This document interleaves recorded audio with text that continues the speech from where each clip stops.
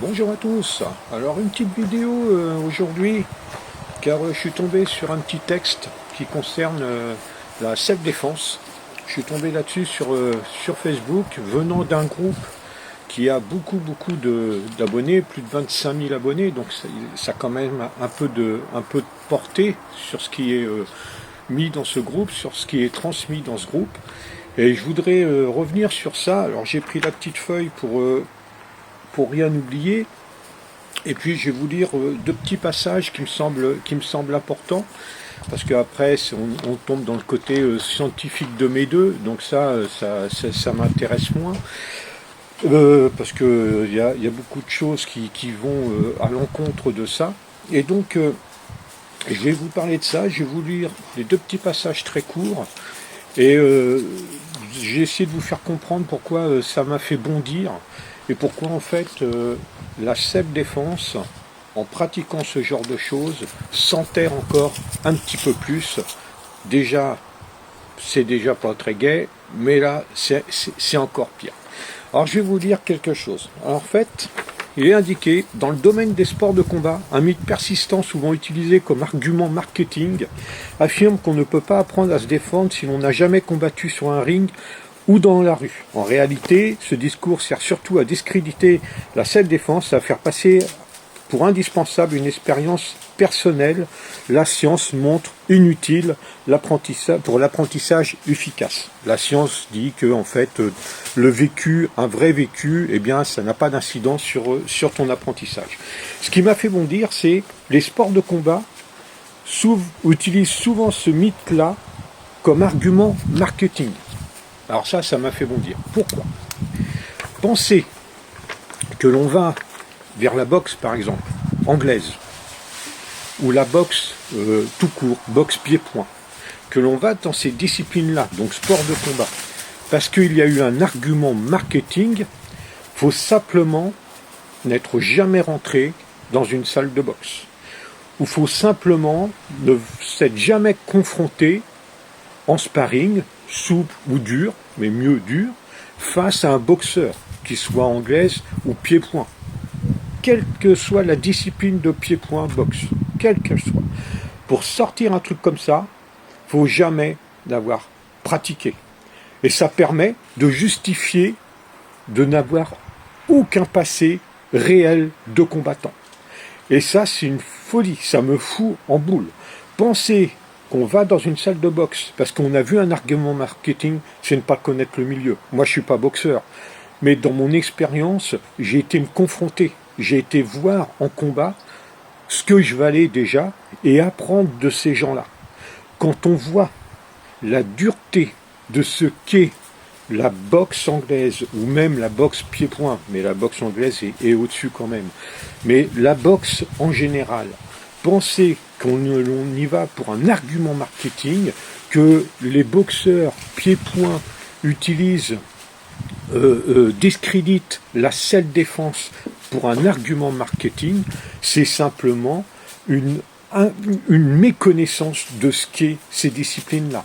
C'est des disciplines qui sont tellement dures, tellement prenantes, que si la personne elle y va parce qu'elle a entendu que c'était bien, elle reste pas longtemps. C'est vite réglé, elle va faire 2 cours, au revoir messieurs, dames, elle va rentrer chez elle. Donc pensez que les gens qui font des sports de combat pied-point, par exemple, critiquent la self-défense par argument marketing, pour du marketing, c'est simplement une méconnaissance totale de ce milieu. C'est pareil pour les arts martiaux, par exemple. Pensez que quelqu'un qui fait du Kukushinkai, il critique la self-défense pour un argument de marketing, je vous assure, si un jour vous avez l'occasion de faire un combat contre un combattant Kukushinkai, moi je sais, j'ai fait, eh bien allez faire un combat contre un mec comme ça, et puis vous allez voir, vous allez ressortir beaucoup plus humble. Moi quand j'étais plus jeune, je pratiquais le karaté, hein, et puis avec ma jeunesse et ma pratique, il y a un moment, eh bien, j'avais un petit peu le melon. J'étais persuadé que j'étais bon, ainsi de suite. Et il y a, à l'époque, dans la ville où j'habitais, à Saumur, où je m'entraînais, il y avait un club de boxe thaïlandaise qui s'était monté déjà depuis quelque temps, et j'ai voulu aller essayer sûr de moi. Je peux vous assurer que quand je suis ressorti, mon ego avait pris un coup et que j'avais plus de melon. Ça, c'est une réalité. C'est une réalité, il faut être capable de le dire. Et après, une fois qu'on a vécu ça, il y a deux solutions. Ah, c'est soit on est dégoûté, on s'arrête, on se dit putain, je suis une bouse, ou soit on fait comme d'autres personnes, comme moi et comme plein d'autres personnes. Eh bien aujourd'hui j'ai 55 ans et je m'entraîne toujours. Par contre, ça m'a ouvert l'esprit sur ce qui se passait ailleurs. Et c'est pour ça que je sais que dire qu'une discipline de pied-point, par exemple, de sport de combat, critique la self-défense pour un argument marketing, c'est une folie. C'est méconnaître ça. En plus, il est dit que donc on n'a pas besoin d'expérience de combat, on n'a pas besoin d'expérience de ring, et on n'a pas besoin d'expérience de rue pour enseigner la self-défense. Soit. Par contre, il faut que tu m'expliques comment toi, tu sais, si tu n'as jamais fait, t'es professeur, tu n'as jamais été au charbon, tu n'as jamais pris de parpaing, tu n'as jamais pris un KO, donc tu t'es jamais confronté à des gens, comment tu sais, toi, comment on réagit, comment toi tu réagis, pas les gens à qui tu enseignes, mais comment toi tu réagis dans ces circonstances-là.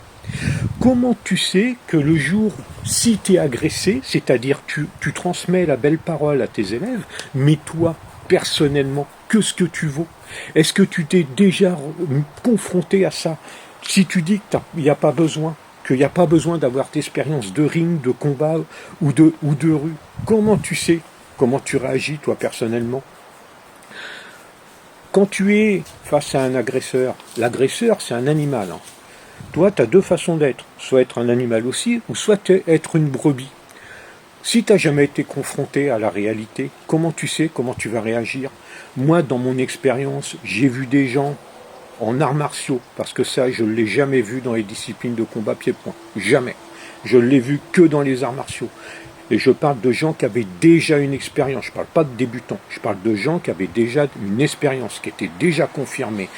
Eh bien, ces gens-là, quand on travaillait technique, ils étaient très bien. Quand on travaillait en combat, qu'ils étaient face à quelqu'un qui leur mettait de leurs difficultés, la protection, dès qu'on leur rentrait dans la tête, qu'on leur mettait de la pression, qu'on rentrait dans la tête, c'était protection tout de suite, en soumission. Voilà. Et ça, le seul moyen de le savoir, et encore, c'était pas du combat à frapper au KO, hein, mais rien que sur une pression importante, eh bien déjà ils étaient comme ça.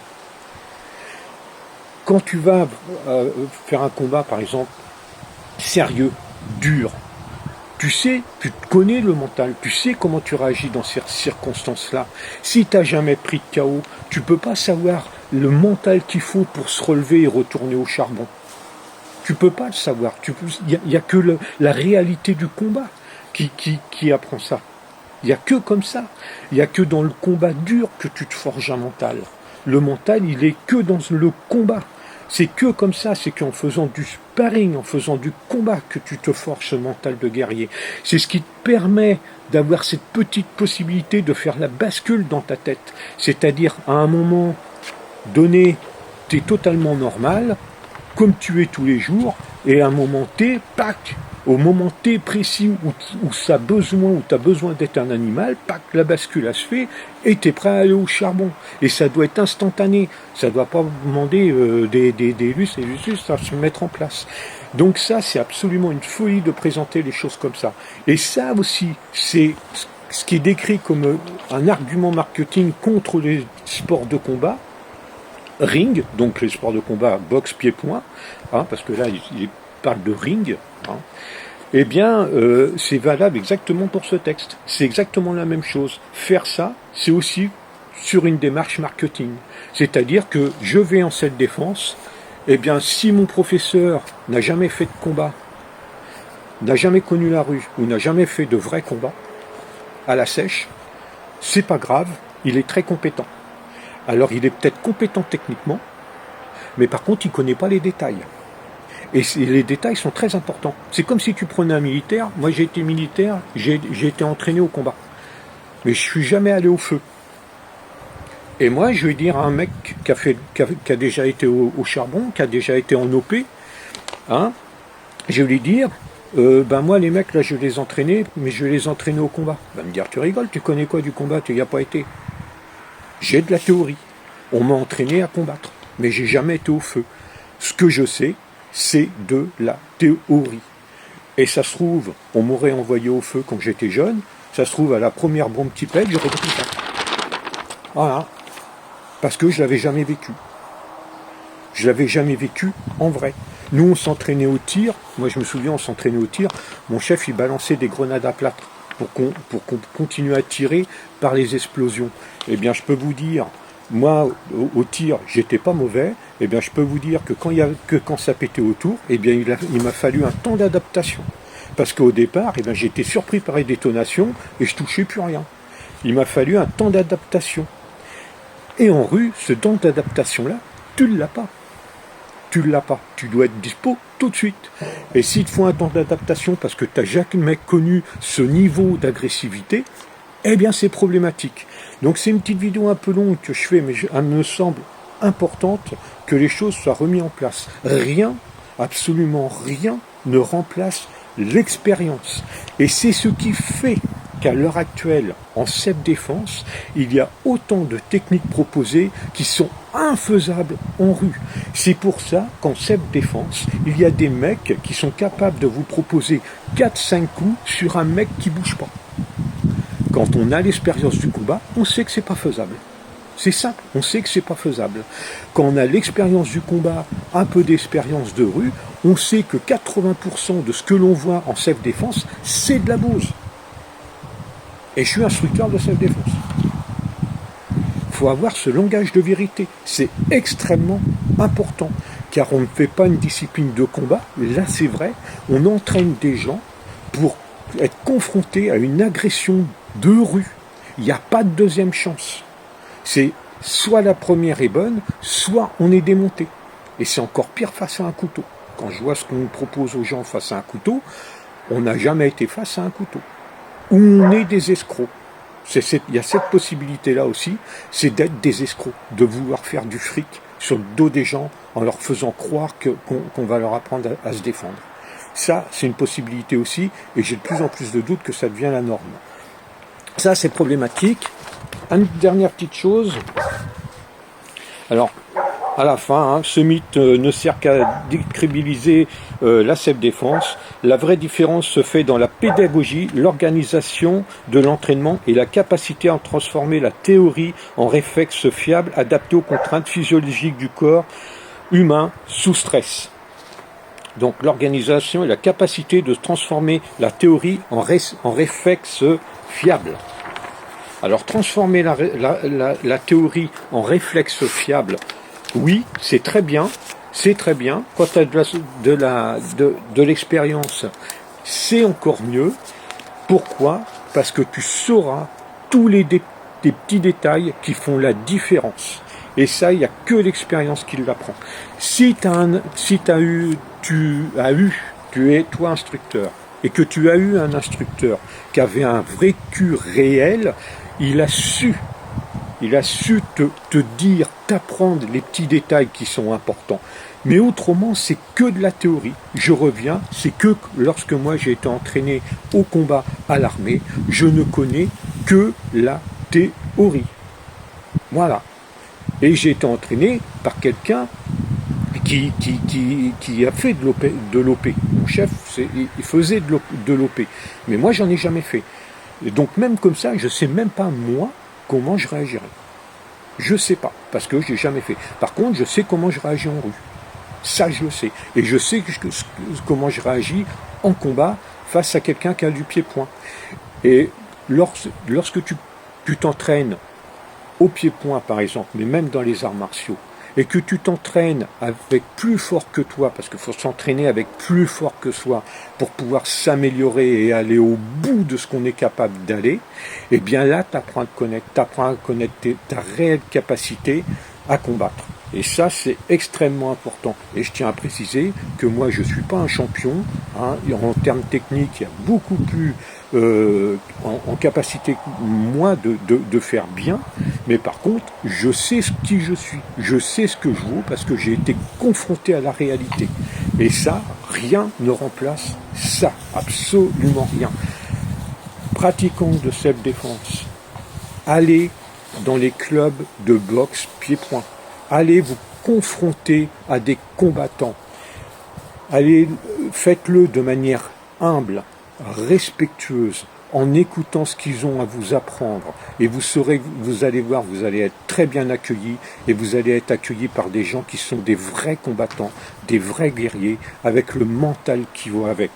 Et ça, c'est extrêmement important, car c'est très enrichissant sur sa pratique propre. Et ça, je vous parle d'expérience. Si tu as un petit peu de melon, va dans un club de boxe thaï.